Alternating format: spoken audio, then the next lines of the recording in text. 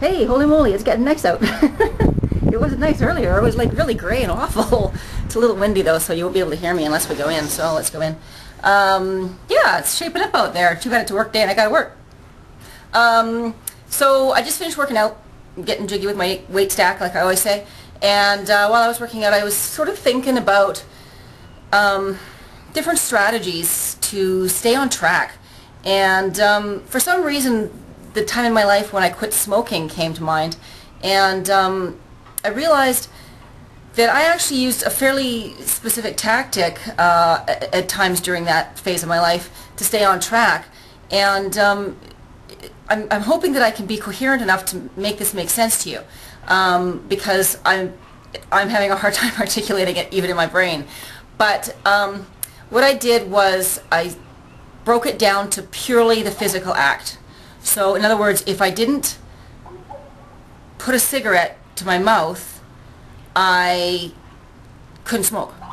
It didn't really matter what my brain thought or what my brain wanted to do, or physically if I was having cravings or any of that. All it boiled down to was the physical act of putting a cigarette to my mouth. If I didn't do that, I wouldn't smoke. So, and it worked for me. I just didn't do it. I didn't physically go buy them. I didn't physically pick one up. I didn't physically touch one. I didn't physically put one to my lips, and therefore I didn't smoke. And it was a fairly easy process for me to get through the smoking part. The less easy process for me was changing the way I eat, because you can't just not eat ever. You die of starvation, right? So you have to eat something, and it's about choosing the right kinds of foods to eat. But there were times in my process as well where I still did the same thing. I broke it down to purely the physical act. If I didn't buy a Twinkie, I didn't pick up a Twinkie, I didn't put a Twinkie to my mouth, there was no way I could eat a Twinkie.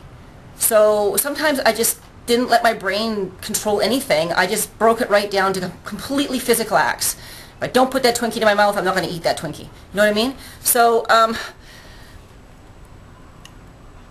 I know that some people will argue, well, you know, but you need to think these things in order to do or not do them, and that's true. But in my mind, I broke those two things apart. Thinking about it was one thing, and doing it was another thing. And I segmented that, and I made sure that the physical act stayed on its own side of the fence. And when I did that, I just found it easier to stay on track by making it purely about the physical act. So I just wanted to share that because I think it's an outside of the box kind of strategy that a lot of people don't think of or think to do or even occur to them to break these things apart from each other. Yes, you have to eat, you're right, but if you, and so, you know, break it down to the physical act when you're grocery shopping. Don't buy Twinkies and Doritos. Buy salad and carrots and, you know, healthy things, yams and sweet potatoes and lean protein, and only have that in the house. That will help you keep the physical act of not putting these things to your mouth. If they're not here to even think about, then you can't actually physically touch them. You can't physically put them in your mouth, right? So anyway, maybe it's an oversimplification or a huge complication. I don't know. You'll have to figure out for yourself if this is something that can work for you. Worked for me. Worked really great for me. So I just wanted to make sure I shared that in case it was something that could help you. So that's it. Now, back to work for me.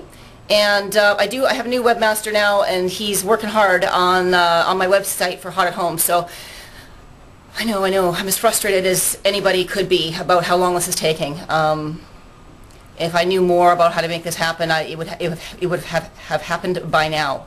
But hopefully it's coming very, very, very, very soon. So please be patient with me and my neophyte ways of getting websites up. And hopefully it'll be available soon. So anyway, thanks again for waiting and being patient. And we'll see you again soon. Take care.